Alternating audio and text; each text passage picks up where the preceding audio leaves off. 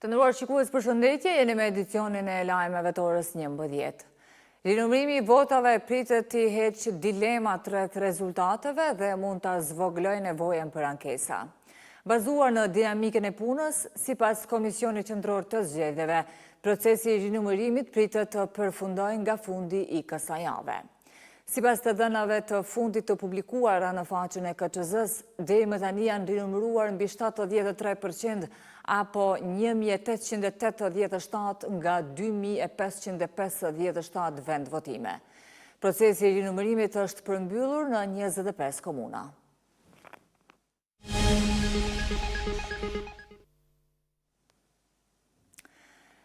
Në rigjykimin ndaj Muhamet Ali Demajt, i akuzuar për krime lufte në Izbic gjatë luftës në Kosovë, Prokuroria Speciale dhe përfaqësuesi i palës së dëmtuar kanë kërkuar aktgjykim dënues, ndërsa mbrojtja ka insistuar në pafajësi. Prokurori special Ilir Morina, në fjalën e tij përfundimtare, ka theksuar se provat e administruara gjatë procesit gjyqësor dëshmojnë përfshirjen aktive të akuzuarit në ngjarjet e rënda të muajit mars të vitit 1999 në fshatin Izbic. Sipas tij, roli i Ali Demajt ka qenë i rëndësishëm për shkak të njohjes së terrenit dhe banorëve lokal. Aktgjykim dënues ka kërkuar dhe përfaqësuesi i viktimave, avokati Veton Rudari, i cili ka mbështetur plotësisht qëndrimin e prokurorisë. Gjykata pritet të marrë vendim pas shqyrtimit të argumenteve të palëve.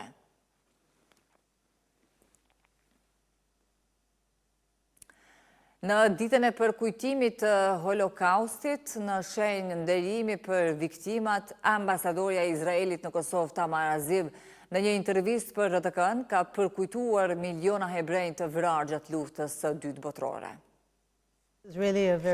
Kjo është vërtet një ditë historike dhe mendoj se sot sfida jonë është që të rikujtojmë dhe të mos harrojmë. Të mos harrojmë frymën demokratike e cila i mbundi forcat e errëta. Për fat të keq, mendoj që bota nuk ka nxjerrë mësime për Holokaustin dhe ne po përjetojmë antisemitizëm shumë shpesh. Edhe ambasada e Gjermanisë në Kosovë ka nderuar viktimat e kampit të përqendrimit Auschwitz, duke rikujtuar një nga kapitujt më të errët të historisë njerëzore. Ambasada gjermane thekson se valigjet e ekspozuara sot në muzeun e Auschwitz-Birkenau janë dëshmi të heshtura të vuajtjes dhe persekutimit nazist, duke treguar historinë e mirë a njerëzve që kaluan portat e kampit pa u kthyer më.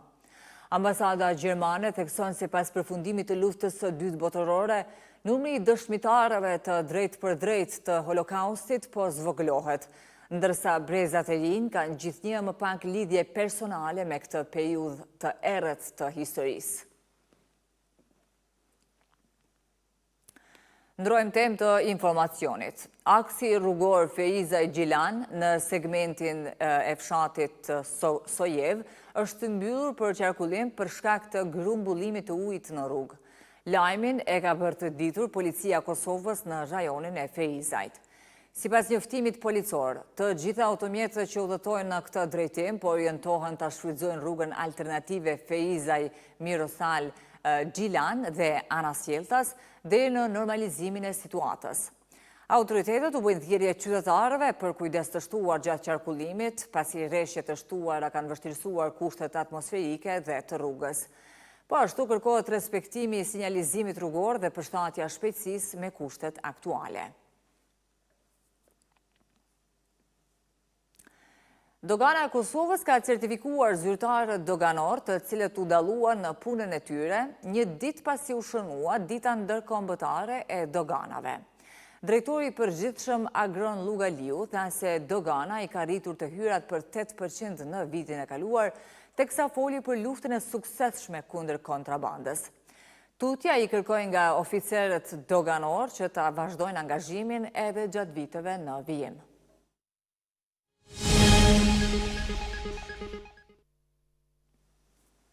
Vazhdojmë të edicion të lajmeve me informacionet nga sporti.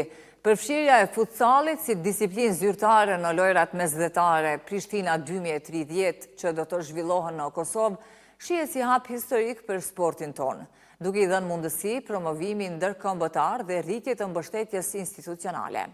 Detajet na i sjell kronika në vazhdim. Përfshirja e futsallit si disiplinë zyrtare në lojrat mesdhetare Prishtina 2030 po vlerësohet si një hap historik për zhvillimin e këtij sporti në Kosovë. Përfaqësues të futsallit vendor e shohin këtë vendim si mundësi kyçe për afirmim ndërkombëtar dhe rritje të mbështetjes institucionale. Drejtori i klubit Mabetex Prishtina, Fatos Dili, thekson se pjesëmarrja në lojrat mesdhetare përbën moment kthese për futsallin kosovar.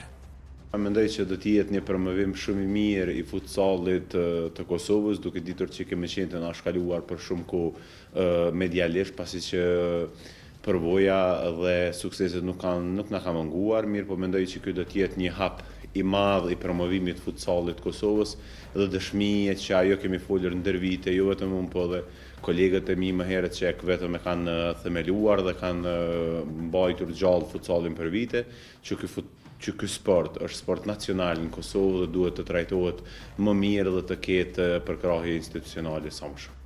Gjyqtarja Tina Kalaba e cilëson këtë përfshirje si rast të rrallë për ta prezantuar futsallin e Kosovës në skenën ndërkombëtare.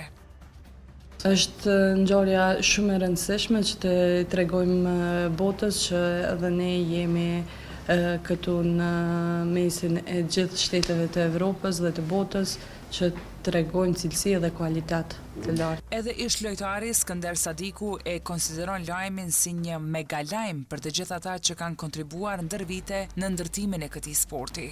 Kemi fatin, kum pas fatin që të jem po mendoj në ekipën që kemi ekipën e themelimit futsallit. Futsalli ka marrë kohën e vet, kemi refer me sistem ndërkombëtare, kemi ekipe që marrin pjesë në kampionatet organizuara nga FIFA dhe UEFA, kualifikime për kampionate botërore, kampionate evropiane, Champion League, lunë kampioni Kosovës në ligën dhe kësaj game ju plotësu mendoj edhe pjesëmarrja në lojrat mesdhetare. Lojrat mesdhetare Prishtina 2030 do të mbahen nga 24 korriku deri më 4 gusht me rreth 3500 sportistë nga 26 shtete në më shumë se 30 disiplina sportive.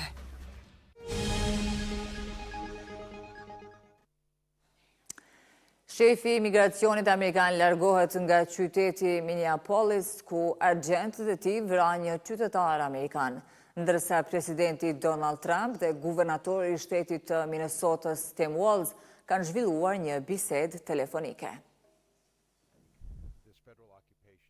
Presidenti Donald Trump dhe guvernatori i Minnesotës Tim Walz arritën një ton pajtues pas një telefonate private të hënën, një shenjë kjo se të dyja palët duan të qetësojnë situatën rreth fushatës së dëbimit të emigrantëve të urdhëruar nga Trump, e cila ka lënë të vdekur 2 qytetarë amerikanë në Minneapolis ditëve të fundit. Trump dhe kryetari i bashkisë së Minneapolis, Jacob Frey, folën gjithashtu në telefon të hënën, kurse komentet e tyre të mëvonshme ishin po ashtu optimiste.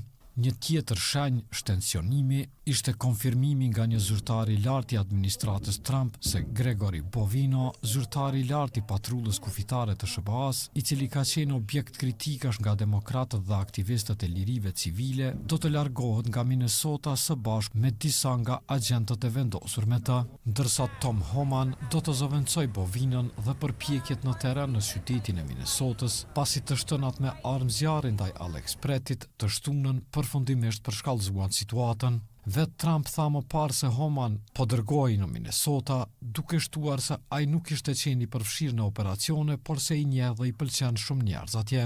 Lajmi për largimin e Bovinos u raportua për herë të parë nga The Atlantic të hënën, duke cituar zyrtar nga Departamenti i Sigurisë Kombëtare. Vendimi i presidentit Trump mund të tregoj interesin e administratës për të hequr dorë nga veprimet më agresive federale në goditjen e tij mbarkombëtare kundër emigracionit. Pavarësisht njoftimit, gjurmimi në internet tregon se bastisjet e emigracionit kanë vazhduar. Të nderuar shikues, ishte kjo tëra që kishim përgatitur edhe për këtë edicion të lajmeve. Për këto dhe zhvillimet të tjera, takohemi në edicion orës 13. Ne ju falenderojmë për vëmendje, miru pafshim.